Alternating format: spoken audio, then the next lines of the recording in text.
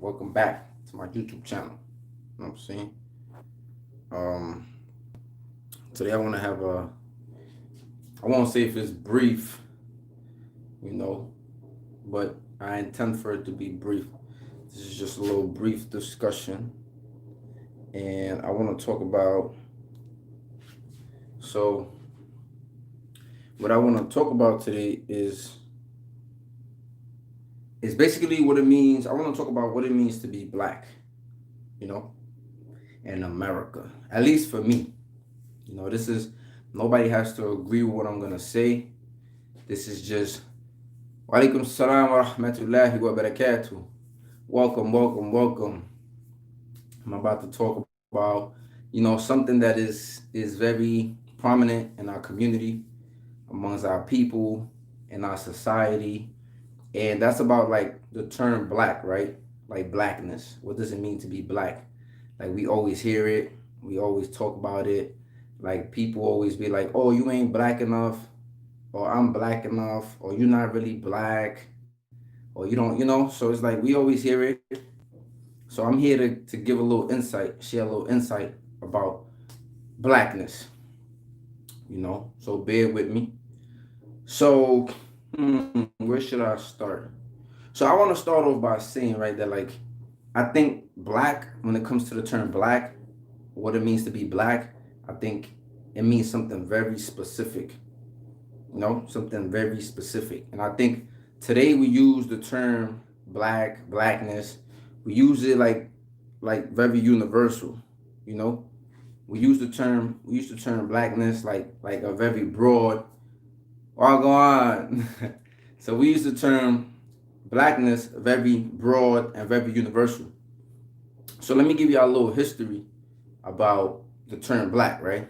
So black was a regular word with a definition, right? So black meant like evil, like wicked, like downtrodden, like despisable. Like black had all these negative meanings, right? That's why today we look at the black cat, like the black cat is bad luck, right? Snakes, like anything associated with black, like when people die, people wear black, so we just be associating because our captors, they gave us this definition, right? That the word black meant something bad, something negative, something. The word black itself. Now, if you look at the definition of the word white, white means like radiant. It means angelic.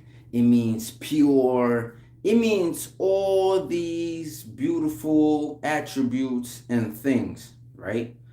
So I just wanted to say that in the beginning to start off. Now let me take you to so before enslavement, right? Before African people were enslaved and taken to the New World, the term black applied to Irish people, it applied to Italian people, it applied to a lot of people in Europe because they was looked at by the notables, families in Europe. They was looked at as despisable, like peasants, and all those different things. So my point is, before black people, enslaved people were called black people in America, there was people in Italy, in Ireland. It was a lot of other people in Europe that were considered black, right? And it wasn't a skin color thing. So with that being said, I'm gonna get to my next point. So today, right? So in the 1600s, the term white was created here in what was the 13 colonies, right? The term white was created to differentiate. Much love, bro. So the term white was created here in the 1600s in the 13 colonies to differentiate between the poor black people or the poor slaves and the poor whites because they was living in similar conditions.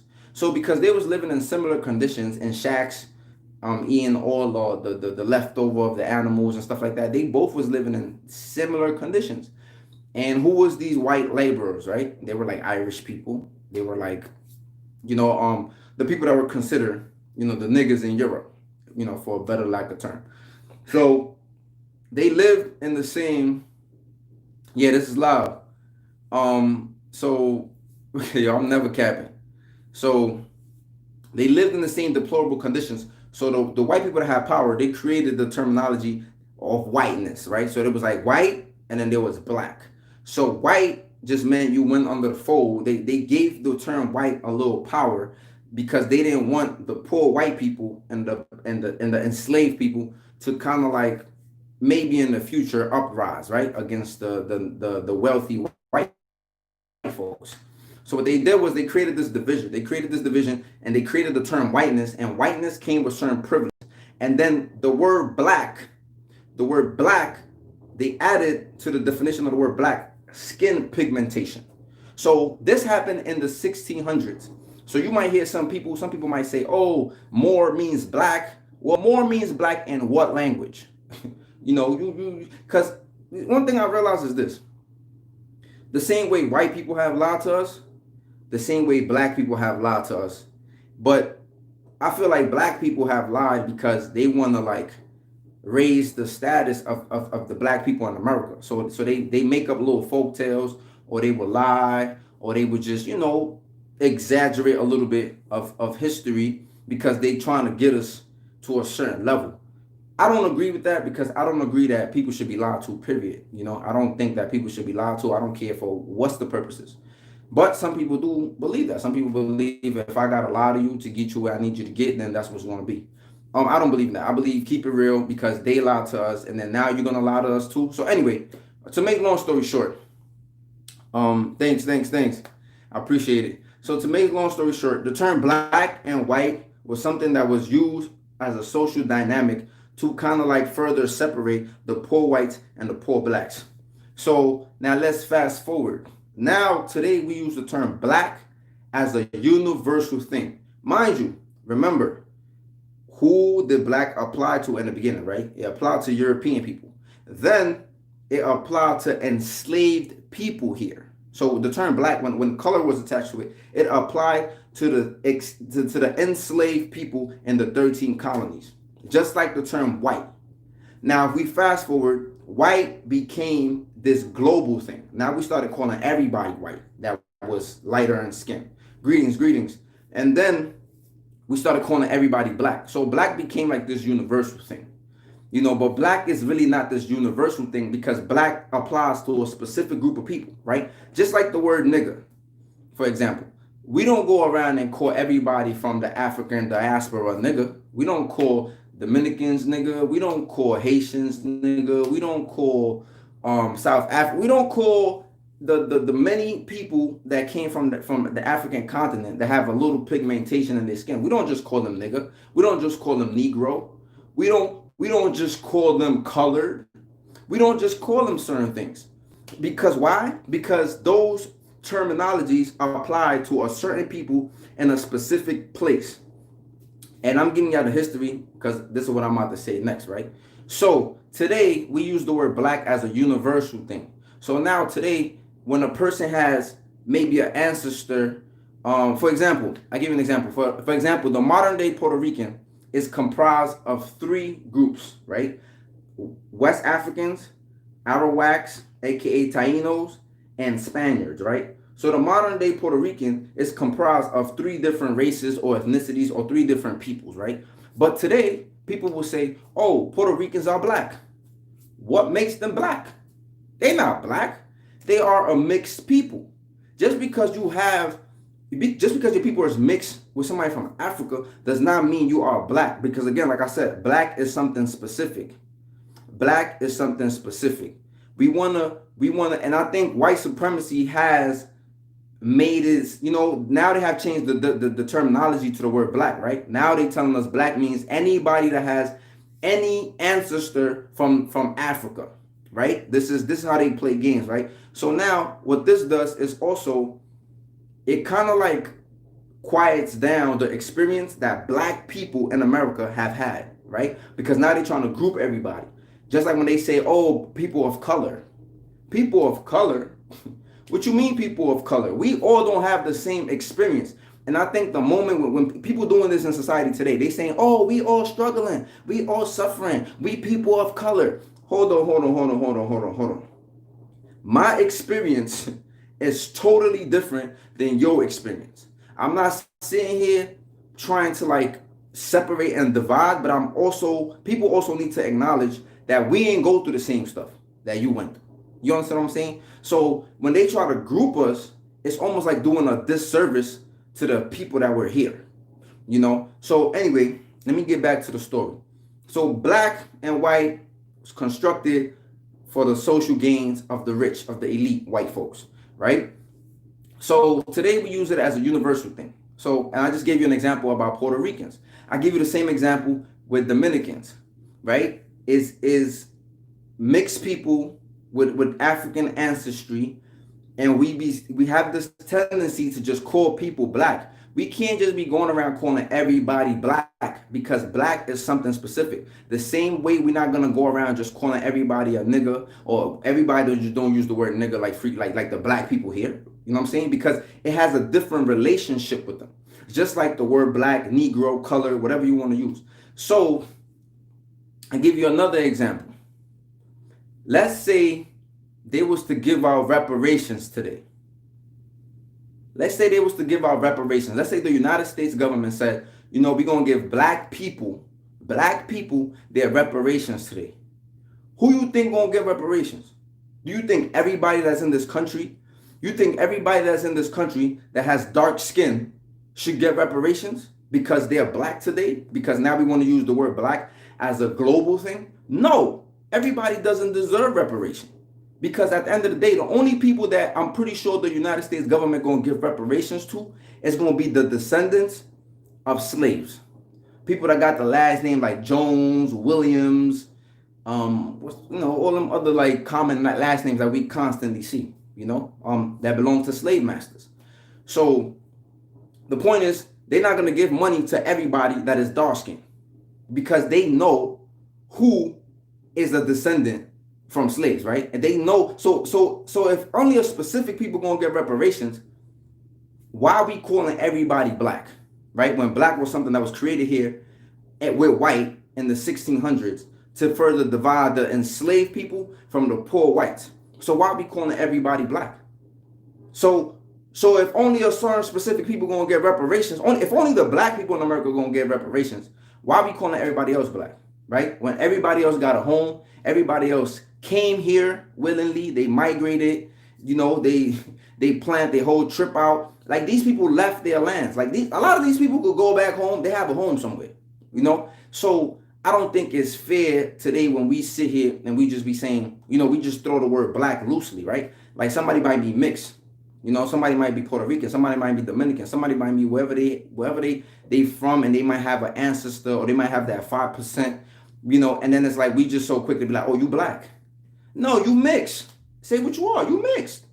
You mixed. And there's nothing wrong. Yeah. Shout outs, bro. I appreciate you tuning in. And there's nothing wrong with saying you mix. Peace and love. There's nothing wrong with saying you mix. It's just like me. I say to the people all the time, I am Garifuna. Right? I'm not denying that I have African, you already know, Hondurans up. So, I'm Garifuna. I'm not even Honduran because the Garifuna people were in Honduras before it became Honduras, before it became a nation state. But I don't even want to get into all that because this is not about Garifuna history. But that's important too, right? So the point I'm trying to make is that I'm Garifuna, right? Like I know where my people came from. I know, I could track down a lot of stuff, right? My great grandmother's still alive. I can go down like a pattern in history, right? But there's some people who can't do that. And the point of me saying that is that I know at the end of the day, if they gave reparations, I'm not going to get none. You know why? Because my family are not descendants from slaves. And I'm okay with that. I'm cool with that. I do say I'm black. You know what I'm saying? I say I'm black, depending on who I'm talking to. But at the same time, I know that I'm Garifuna. I know like my ethnicity. I know my people. You understand what I'm saying? So black is almost like this word that is mapped onto people like Generation X, right? Like black is like this thing, like you know how like the NOI adapted the X behind their first name because they didn't know where they belonged to or what tribe or like what was their real last name, so they adapted the X. Black is kind of like the same thing. You don't really know who you belong to, where you really came, but when they say you black, it's like an identifier. Oh, you are a descendant from slaves. So again, I think it's a disservice when we just be throwing it around and just grouping everybody in the black fold. Some people are not gonna agree, some people are gonna disagree, some people are not gonna like it, but I feel like this is the facts. And that's just me. And you could disagree. And I'm open to dialogue, like, what I'm saying? You just gotta bring your stuff, bring your proofs. Another thing I wanted to say, for example, Barack Obama. Barack Obama. Yeah, I'm from New York. So Barack Obama, for example. Barack Obama father was from Kenya and his mother is white. You know what I'm saying? I appreciate you too, bro. His mother is white and his father was from Kenya. You know what I'm saying? But we gonna say Barack Obama was black, right? Just because pigmentation. Because we pigmentation is part of the definition of black now. Now. But I remind you, few years ago it wasn't. Few years ago it was not part of the definition. It was nothing about pigmentation. It was just about your condition, how they felt about you, right? So now, fast forward, we say Barack Obama is black. But Barack Obama is not a descendant from slaves. He's not. That's just the reality. Barack Obama, he could go to Kenya and visit his family. You know what I'm saying? That's just the reality. His father was from Kenya and his mother was white. So Barack Obama is biracial. But I feel like we just, that's the closest thing we probably gonna get to a black man in the White House. That's probably gonna be the closest thing we're gonna get to a black man in the White House. So we cherish it. We be like, yeah, Barack was black, first black president. But he not really black, in my opinion. He biracial. He biracial. And I feel like that's why it worked that way. I feel like that's why. So what are you saying? What I'm saying is West Indians are descendants of African people. But what I'm saying is West Indian people, and by the way, West Indies is like some made up shit too, right? Because Columbus was lost and he thought he was on the west side of India. So that shit is not even really West Indies. But that's a whole nother conversation. You know what I'm saying? So, yes, the people and the Caribbeans are descendants of slaves. What I'm saying is that the word black was something that was specifically attributed to the descendants of slaves in America. That's what I'm saying. So what I'm saying is, so when the Jamaican people and the Caribbean people and the people from Barbados and the people from St. Vincent and the people from all them islands, after whatever independence they got, they chose, right, to come here. Or they, because you got to remember, slavery was abolished internationally like around 1806. 1806, slavery was abolished internationally. So what did America do? So America started doing, they started breeding. Once they realized they couldn't import slaves, they started breeding them like animals. So this is what they started doing throughout the country. They started breeding slaves like animals. And guess what? So people is no longer being forced to go from the islands to the Americas and stuff like that because it's prohibited. Slavery is prohibited to be coming from Africa and stuff like that. So now, years later, them people chose to come here. Them people was not extracted. They was not forced to come here. You understand what I'm saying? So what I'm trying to say is today, if people were to get reparations, only the black people here, the descendants from slaves here, are going to get reparations. They're not going to give money to no Jamaicans. Or at least I don't think they should give money, because that's something that whatever happened over there, whatever colony was over there was a colony over there, whatever was going over there. And another thing we need to realize that slavery was different. Different colonies enslaved people differently. Like, for example, somebody mentioned Hispaniola, IET, right? In the island of Hispaniola, slavery was run differently. The French, you was in the colony of Hispaniola, Saint Domingue, you was able to be born free. That's another thing people don't really know, right? Like in America, you couldn't be born free. You was born a slave. Like it don't matter who had sex with who, if the master raped your mom or whatever the case might be, you was gonna be born into captivity. In Haiti, you had the chance to be born free, which was another thing that helped in the revolution. And the fact that France was having power struggles at the time. So there's a lot of things that we don't really know. We don't really get the story to, and because we don't read and we don't do research, we just listen to what people tell us. But I just basically wanted to touch upon like the term blackness and what does it mean, right? And I think it means something specific. I think it means a certain people, a certain struggle, it's just a certain thing. That's why black people, when black people see other black people come around, or people that could blend in, or people that look Spaniard, right? Because they are mixed, or people that are mixed, people that are mixed with white, people that are mixed with Spaniard, people that are mixed with all these different ethnicities, nationalities, but they just so quick to be like, I'm black. You know, you just want to claim that little 5% of you, right? You just want to claim that little 5% of you, right? You black. You black. Like, you know what I'm saying? Like, a lot of black people don't like that shit. They don't like when you just coming around and you throwing around that you black because it benefits you, because it's good for you. You know? So yeah, like, and I get where they coming from. Because at the end of the day, like, if somebody told me like, you're not even black, you ain't even really, like, I'll be like, you're right. Like, I know where my people came from. Like, you know, like I'll be like, you're right. But does that mean like I can't relate to being harassed by the boys? You could relate to somebody's struggle, but it does not make me it. And I feel like that's just what I'm trying to get to. I'm just trying to get to, like, I'm not trying to shit on nobody. If you want to claim your black side, you want to be like, I'm 5% black and I'm black and nobody can stop me. Like, I'm not here to stop you. I'm just saying that the terminology black, if you mix, you mix. If you black, a descendant from slaves, you black. And I don't think that African people should be called black. I don't think that Caribbean people should be called black. I don't think that people that have 5% of something should be called black. You know, I think that we should, and at the end of the day, race and all this shit, it just causes more division anyway, if we want to think about it. I know, no, but that's not necessarily true. In the eyes of the races, we are not all the same. People be trying to say that. People be trying to paint the picture. And we might be the same to a certain extent. We might be the same to the point where, like, all right, we're still going to exploit all of them. Okay, in that case, we are the same. Because they going to screw all of us up. I get that.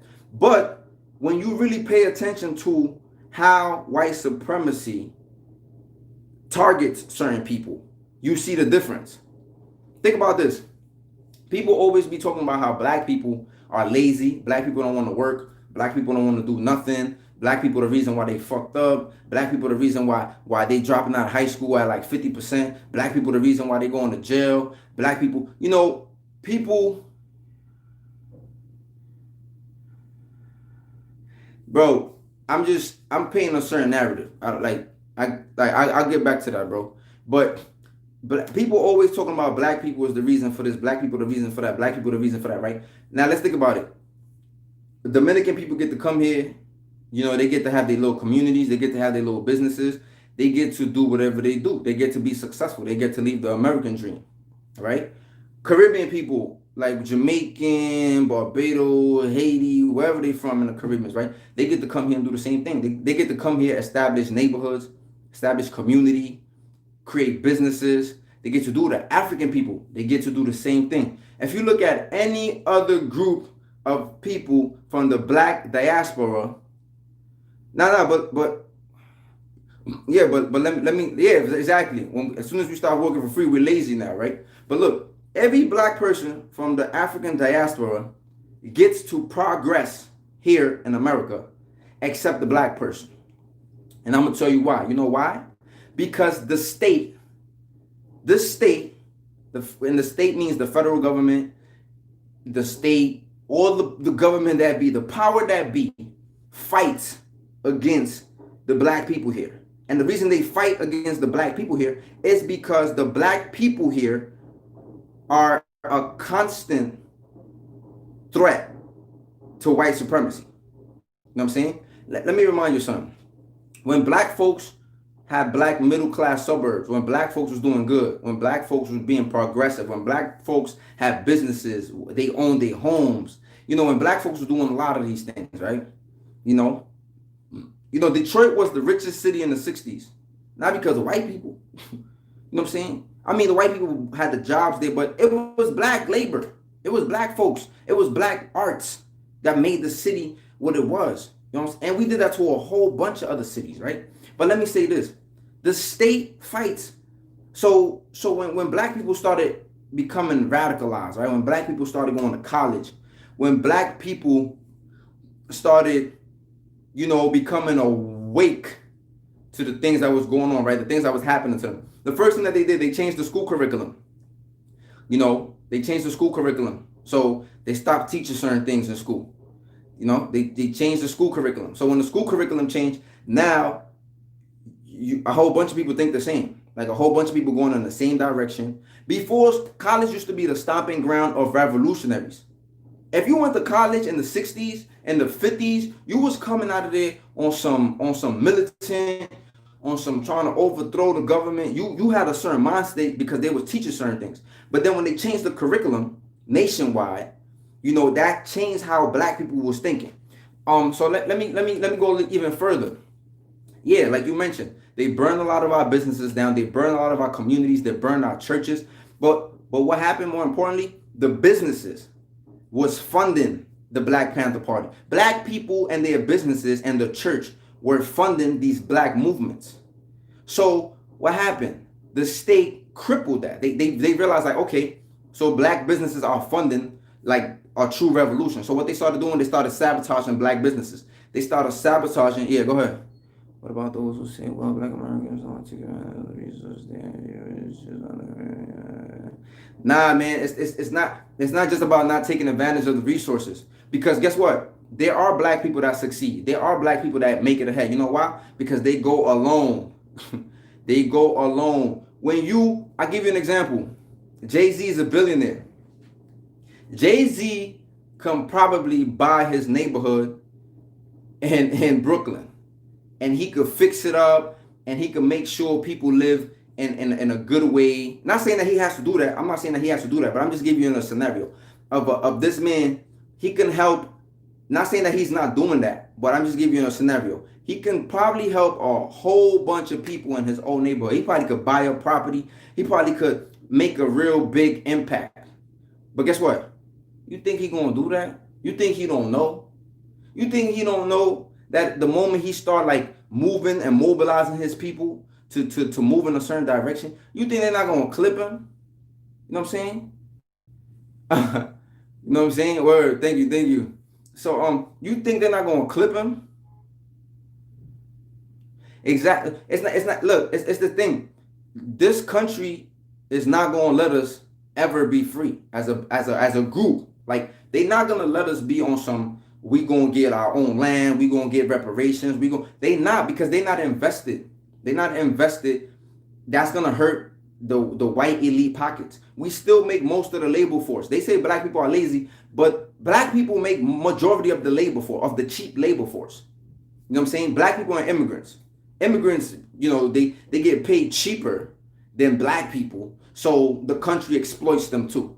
But the point is, everybody that gets to come to this country, they get to move above the black folks, and it's systematically designed that way. And some people might not see it. Some people don't want to acknowledge it. Some people don't even want to accept it. But the facts is the facts.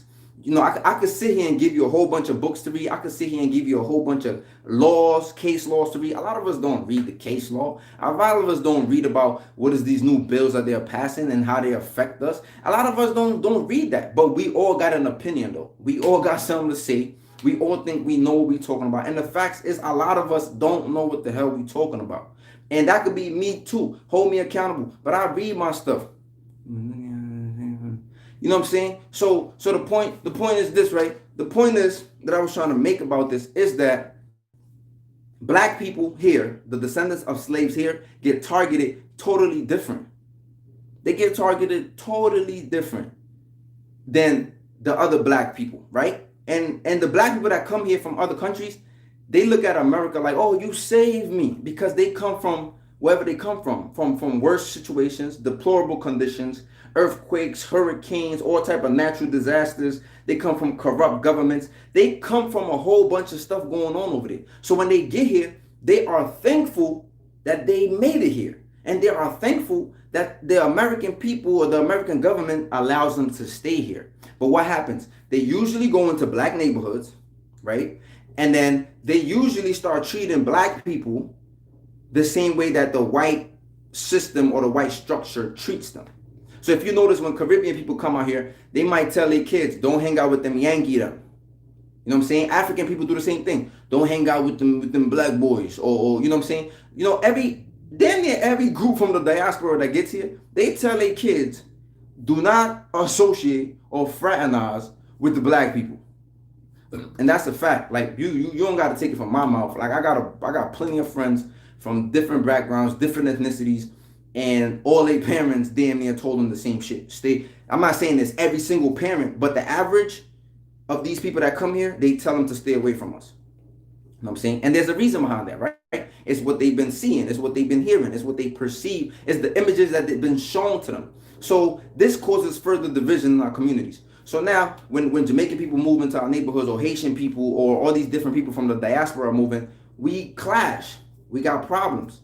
And another thing, these people are allowed to get businesses. Like if you go to a Jamaican neighborhood, you see a whole bunch of Jamaican restaurants, you see a whole bunch of, like, they got their little businesses. How you think they got the loans? The government gotta approve you, the banks gotta approve you for loans. Like, they gotta approve that. You know what I'm saying? And people be thinking that black people don't be trying to. Black people at one point, they had some of the most progressive neighborhoods during segregation. And then what happened? We got to think about what happened. They didn't just get lazy and stop taking care of their business. No, they was getting, their businesses was getting attacked. Their businesses was getting, you know what I'm saying? They was getting bamboozled. Like, it was just crazy, man. Like, you just gotta watch the history, man. Like, it's not about people just complaining and making an excuse. And at the same time, I also agree that we shouldn't dwell on those things. In my opinion, I think that yo, we just gotta. It's sad, but I think we just gotta go alone, man. I think, like, we just gotta take care of ourselves and our families. And I think, like, it's sad that we gotta say that. So I got a few things in mind. So since we talking about solutions, the last resort is just go alone. Just worry about yourself and your family and a few of your friends, and that's it. But I think overall, I think our number one solution. This video might get banned for this, but I think our overall solution is we need to have a social revolution, because everything is connected to capitalism. Everything. Everything is connected to capitalism. You got to remember this. Why was Africans being enslaved? Because they was actually stronger. You know what I'm saying? They could work for longer hours, and they could work under the sun, right? So, and it was cheap labor. You know what I'm saying? Because at first they was paying, right? At first the European powers was paying for the slaves. They was trading guns, they was trading goods. It was you paying for them. And then after that, they stopped paying. You know what I'm saying? It became something like, you know what, we just gonna go over there and take them. We just gonna go over there and take them. So, it's the same thing, right? On the block. You know what I'm saying? Let's talk about, let's talk about, slanging. You feel me? You paying to connect, right? You paying to connect, you getting it from the connect. And then eventually you just be like, yo, I'm taking it. I'm gonna rob the connect. Some people be thinking like that. I'm gonna just run off with the pack. You hear it in the music all the time. They be like, I'm running off with the pack. You know what I'm saying? So same thing happened. They started doing business, and then they just started stealing. They just started like, you know what? It's a wrap. Like, we just taking them. So now they taking all these people, but it's about cheap labor. You know what I'm saying? The farms, the plantations all over the Caribbeans and in the Americas, it was about cheap labor. You know what I'm saying? So people is making money. Today is the same thing. Today they put these companies overseas, these sweatshops. So mind you, the clothes we wear, it might cost cents to make it. But guess what? They charge us all this money. Like a PlayStation, right? A PlayStation in China costs probably like $10. 10 American dollars. You know what I'm saying? $10. It costs $10 to make a PlayStation. And when it gets over here, they charge us so much money. So much money for a damn PlayStation. It costs $10 and they charge like $500. Same thing with Coke. You know what I'm saying? If you go to Colombia, Coke costs $1,000. You know what I'm saying? It costs $1,000 to get Coke in Colombia. But by the time you get it back, it's hard to get it back in.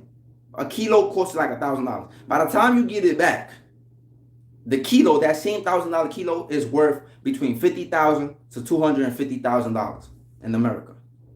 Because America is the number one exporter of drugs in the world. So everybody trying to get their drugs here. So that's just another example. It costs cheap. It's so cheap over there, but you got to get it in here. You know what I'm saying? So same thing. Clothes gets made so cheap in China and Bangladesh, so cheap, and then they sell it for, again, it's about cheap labor. Capitalism. So I think as long as we on this race stuff, we're never gonna see who are the real enemies. We're never gonna see, and that's why the powers that be keep us fighting with each other, right? They keep us like, oh, you this, I'm that. But at the end of the day, is this: you either belong to the 97% of the people, which are the poor people, working from paycheck to paycheck. You know what I'm saying? Struggling, just to be good, or you belong to the wealthy part, right? The people that own corporations and companies and control our government. So at the bottom line is that's what it boils down to. It boils down to it's way more people that are struggling, that's poor, that's living paycheck to paycheck, that is struggling to feed their family and clothe themselves and pay the bills, than there is people who are rich and got it together. And the reason that they are rich is because they're usually exploiting. You know what I'm saying? They're usually exploiting. They're usually getting away with not paying taxes. They're usually getting away with doing a whole bunch of stuff. I guarantee you ask a millionaire if they always play by the rules to get their riches. I guarantee you damn near all of them going to say, like, they're probably not even going to tell you that they had to do some dirty work to get where they at. You know what I'm saying? But, that's besides the point. The point is these people be exploiting people. And I think that in order for us to achieve change, I think we will have to, the poor people need to just band together, get together, and overthrow the rich people who are the ones that are imposing all these things on them. The rich people that control the government. I think that is one of the best ways to achieve change, right? And that's something that Fred Hampton was doing with the Black Panther Party.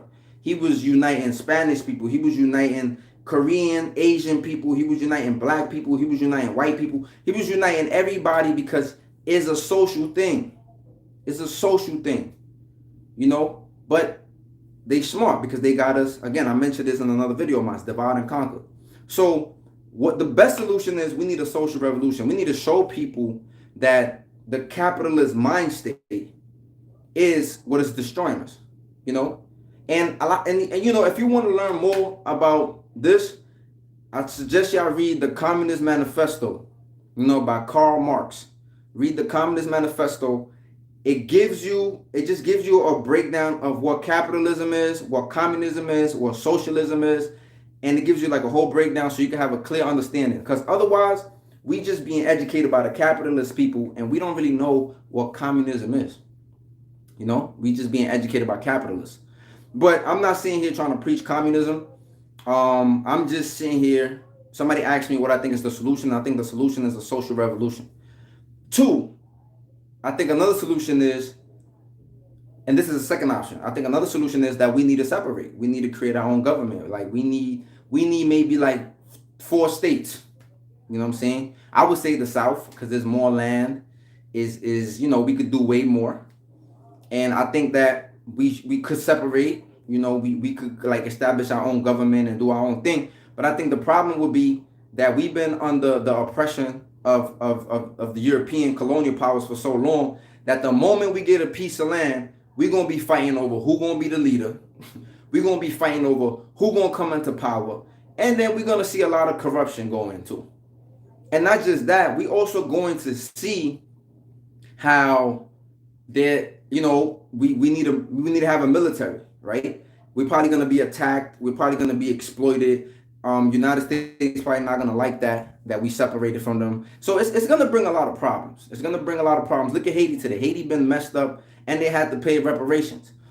So I just don't see it fully working. Like, yeah, we might be alone. We might be together. But like, we're going to have to worry about people popping on us, trying to take from us.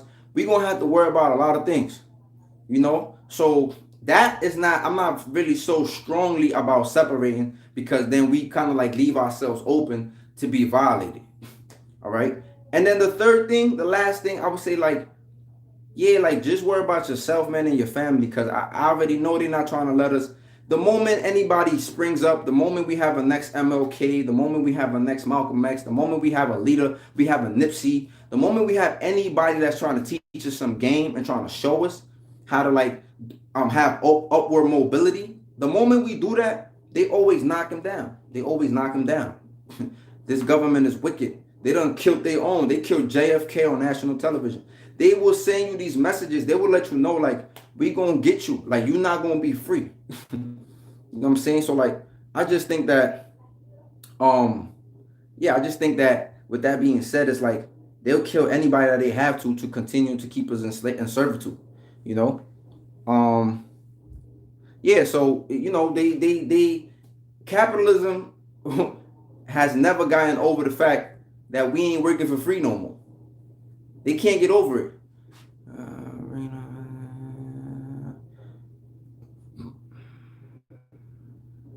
Yeah, yeah. Thank you. I appreciate it. Yeah, definitely making breaking the mental change is the beginning. You know what I'm saying? Like, so yeah, bro, it just does too much. You're gonna have to breaking the mental chains, and that's why we gotta read. That's why I have a library. I suggest certain books that I should read. Like, and I think like it's all about finding your tribe, man. Like, I think like at first I used to think about saving the world, but now I'm not even out here trying to save the world. You know, make the majority right? Definitely. Karl Marx said that in his book. He said, in order for us to have a social revolution, we need a women's movement. But I don't think he meant the women's movement that we have today, because that women's movement I don't know, man. Some of them are just like, they really misandrous. Some of them are misandrous. Some of them are real feminists who are trying to just bring all of us together. And some of them are misandrous. They are man-hating women who are just out there to get revenge. And that's not gonna bring nothing. That's not gonna bring no solutions. If you just angry, you mad at the world, and you just trying to get revenge. Big up from London. So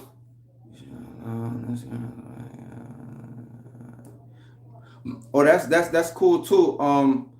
A live, I don't get as much viewers on live on Instagram. Like, I don't people don't like the positive stuff. But that would be good. That would be good to have a dialogue, because I'm always open to the dialogues and always open to solutions. But like I was saying before, I used to be thinking about being a superhero, man. Like, I used to just be thinking about, like, we have those thoughts, right? About seeing liberation and what it might look like for our people, and seeing a different world for our children and all these different things. But then you start to realize that, like, you spend so much work. Like, Malcolm X left 6 daughters. He left 6 daughters. I'll be thinking about that all the time. Like, Martin Luther King left his kids. So many Medgar Evers, so many leaders left their children behind, like, for the sacrifice. Fred Hampton, Huey P. Newton. So many people left their children behind. They sacrificed so much for us. And look what we do. We don't even care. A lot of us don't even care.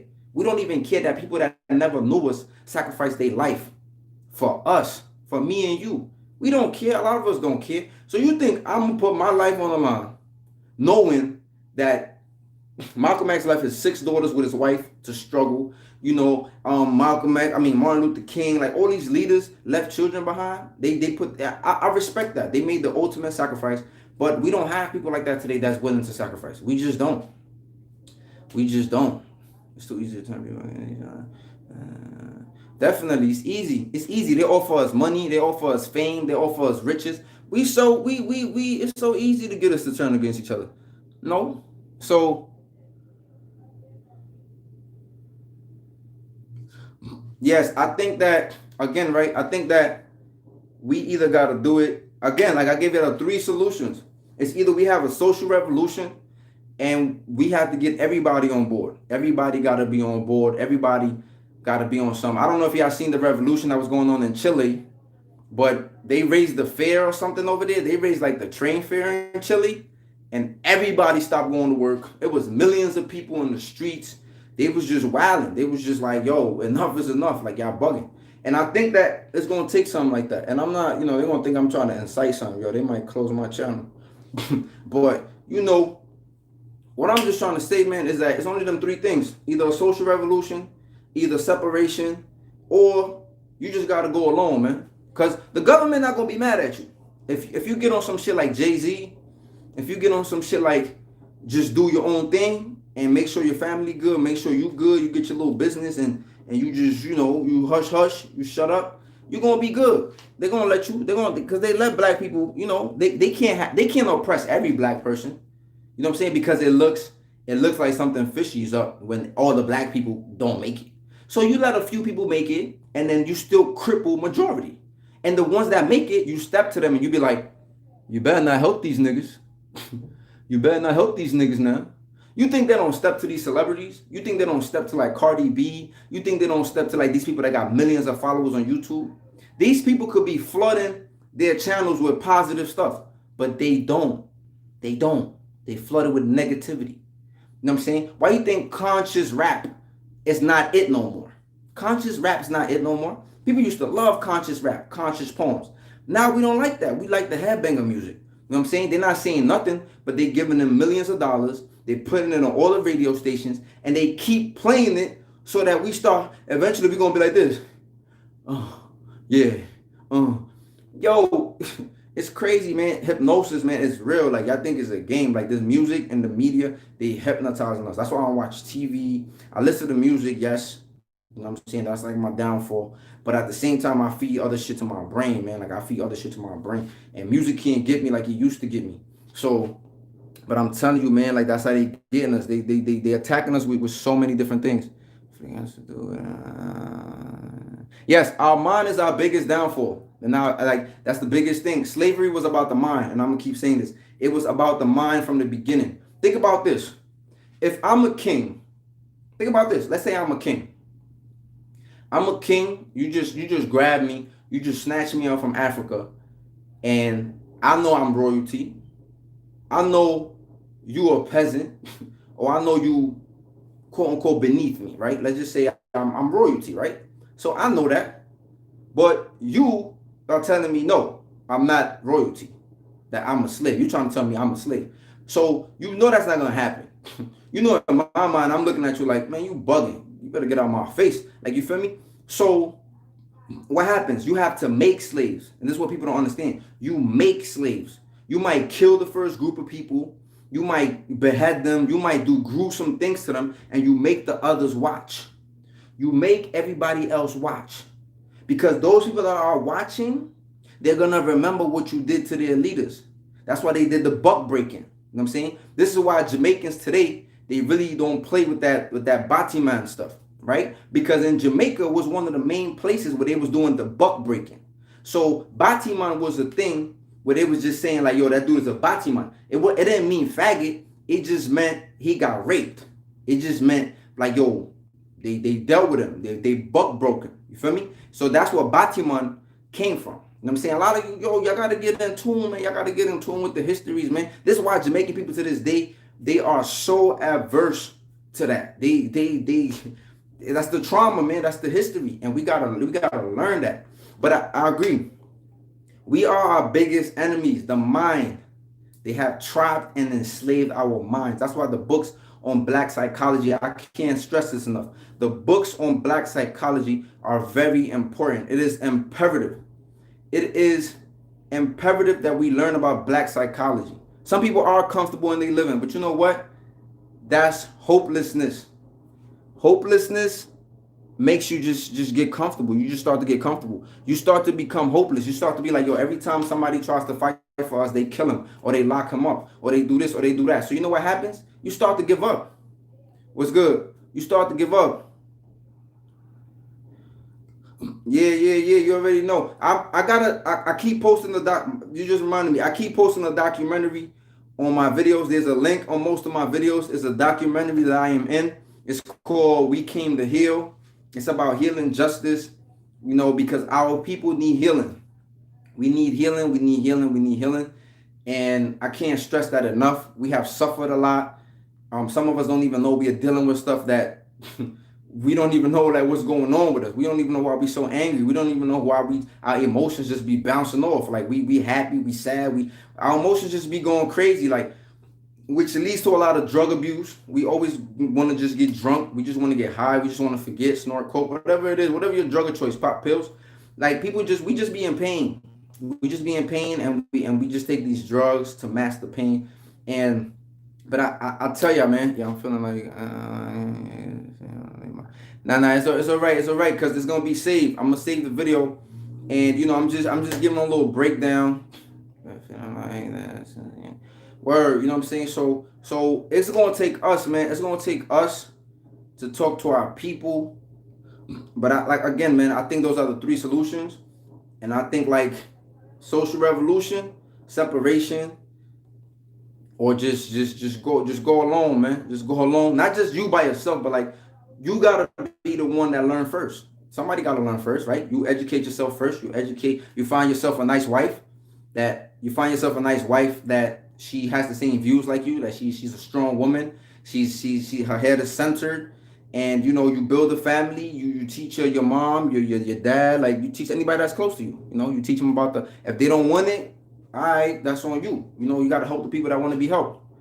You know, yeah, so they gonna let us do that. They're gonna let us go on our own, but they're not gonna let us.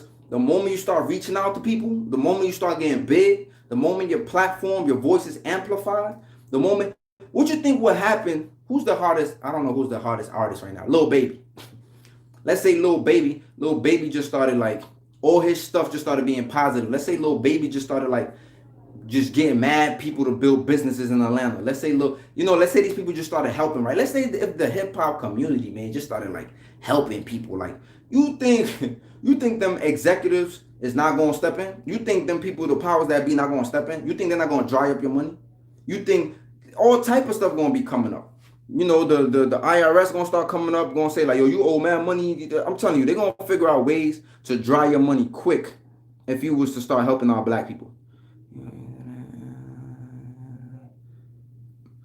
I don't know if people wait till the end, till they end up in jail. I mentioned this the other day. Like, I think that jail has become like our universities.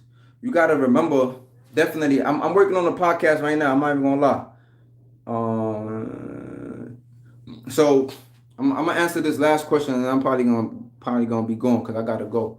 You know what I'm saying? But like, what I was gonna say, I don't think that people wait till they get to jail. I think that jail offers you a space where you could be quiet. You know what I'm saying? I think jail offers you a space where you ain't gotta worry about rent. You ain't really gotta worry about where you gonna get your next meal from. You really don't gotta worry about your ops busting at you or killing you because jail is like a close hand to hand. You know what I'm saying? Like, not saying you can't die in jail, but you're more likely to live in jail than in the street because they got guns in the street. So you don't got to worry about a lot of things when you in jail. You know what I'm saying? You don't got to worry about those things. If you got children, I mean, you might still worry about your kids, but then like you're not trying to figure it out in jail. You're getting your 3 meals. You're doing whatever you're doing. You're living your regular life. They're feeding you. They're giving you toilet tissue. You don't really gotta do much. They giving you clothes to wear. If you don't got clothes, they got somewhere where you could go get clothes. It's on my about me section. So yeah, so in jail, you gotta remember in the 80s, most of the people that was getting locked up during mass incarceration was the conscious community. It was the people that were conscious in the street that started getting locked up for trumped up charges, like the Black Panthers, NOIs, like Rastafarians. All these people were conscious. The conscious community was going to jail. You know what I'm saying? They was getting thrown in jail. So you got to remember, when I went to jail, most of the old heads, they were smart. These is people that were conscious. They part of the conscious community. So they were smart. And the old heads in jail be trying to teach the young dudes. They be like, yo, like, don't go out there doing stupid stuff. Blessing. You know what I'm saying? The old heads in jail be the ones trying to tell the young knuckleheads like myself and other people, like, yo, you got to chill out, young blood. Like, and these is people never going home. These are people that was never going home. Or some people they just had life. I knew people that had 36 years in. I knew people that had 40 years in. I knew people had so much time. I wasn't even, yo, bro, they had more time than my age.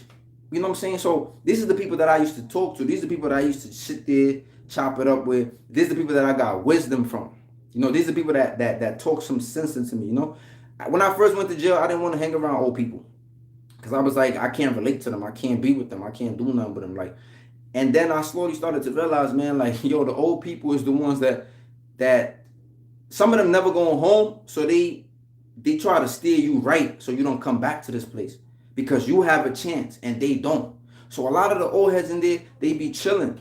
So you learn a lot of things in jail. You start reading. Some people might be like, yo, read this, read that. They passing you certain things. So jail's like our universities. If I heard of Killer Kev, I haven't heard of Killer Kev, but jail really was like our universities. Like jail, we went in there, we learned something. Back in the days, people was getting PhDs. People was getting PhDs in jail, coming home with PhDs. They never thought about college in the street, went to jail and did college. You know what I'm saying? Like, and the moment you have a degree, it automatically lessens the fact that you might go back to prison. You know, and lowers your recidivism rate. The moment you get a degree, the moment you get something different where you could make money with, you get a trade or you get something that you can make money and you could like live, like, you know what I'm saying, like following the law and stuff, you'll be good. You'll be good. You know what I'm saying? How you remember? Or I think all of that. I said that was the last one. Was the last question. So this is the last question. I don't know if people can see it, but it says, why you think there's racial tension though on the outside and in prison between Latinos and black? And I think that the biggest thing is divide and conquer, man. It's about dividing and conquer. They know we strong together, and I know that's a simplistic ass answer, but I think there's a few things. I feel like black people might feel some type of way that Latinos is coming into the country and are getting in better positions than them. You know, like, and that's not the Latino people fault. It's actually set up that way. But the reason why it's set up that way is so that black people feel some type of way. You know, the same way in the plantation, the master used to get another black slave to become the overseer, and he used to make the black slave beat the other slaves when they got out of hand. You know what that does? That breeds animosity. You know, when you remove a slave from the plantation and you bring him into the house to live, and he don't got to work in the sun no more, and now he gets to wear the master clothes, and now he gets to eat the good stuff, you know what I'm saying? The pork chops and all the good stuff instead of eating chitlins and the pig slop and all the nasties, the pig intestines and all the crazy stuff they had to eat, you know? You know what I'm saying? So now when they give you position, it's the same thing that they do today. You know what I'm saying? Like you get people that come here, that got here after the enslaved people, and they're moving up the ladder. They're able to create businesses. And again, this is just how some of the shit goes, right? Like, so we looking at it like, some black people looking at it like, oh, it's their fault. They're taking our jobs, or they're doing this, or they're doing that. But the reality is that they playing chess with us. They playing chess with us, and then we fall victim to it. And then that's just one example. And then, you know, Spaniards, Latino people also have that Spaniard stuff in them, because let's not act like Spanish people are not half Spaniard or whatever percentage. And Spain and Spain is in Europe. You know, last time I checked, Spain is in Europe, so you white. You technically half white, and I think it's something wrong with you know, I don't want to sound a little crazy now, but something wrong with them people from the cold climates. You know what I'm saying? So I think it's something psychologically wrong with the people from them cold climates. You know, and I think that shit manifests itself onto their descendants. You know, the same way that shit manifests to us, the same way that the anger that our ancestors felt when they couldn't do nothing, when their wives was getting raped, when they was getting beat, when the man was getting raped, when their children was getting taken away. The same way they couldn't express how they felt, the same way they couldn't defend their family, the same way they couldn't just lash out on the master, is what we doing today. That's why this generation and the generation before us, they was wilding and they was doing all these things. And they was, and you know, that's why the people today, they, you know, because we are able to do so much more today. We are able to express ourselves so much more today. And the book review that I gave about post-traumatic slave syndrome speaks about how we have this thing in our genes. People think it's some myth. People think this shit is made up. It's some real shit, man. It's real shit. Like, read the book or watch the videos on it. It's some real shit. We have a lot of this shit in our DNA. Like, and I know a lot of y'all not gonna believe in it, and I don't care, because this message is about whoever's gonna reach, whoever's gonna believe, whoever's about growth and development, you know. So that's what it is, and that's just some of my thoughts. And I think I'm gonna wrap it up, man. It's an hour. I might chop the video up. I don't know. I'm tired. I was supposed to bend leave. I'm wilding. It's all love though, man. I love y'all. Y'all stay positive. You know, y'all educate yourselves. You know, it's up to us, man. We gotta be the ones to do what to do. You know what I'm saying? Word. So peace, love, and chicken grease, like they say. But y'all stay safe out there, man. Word.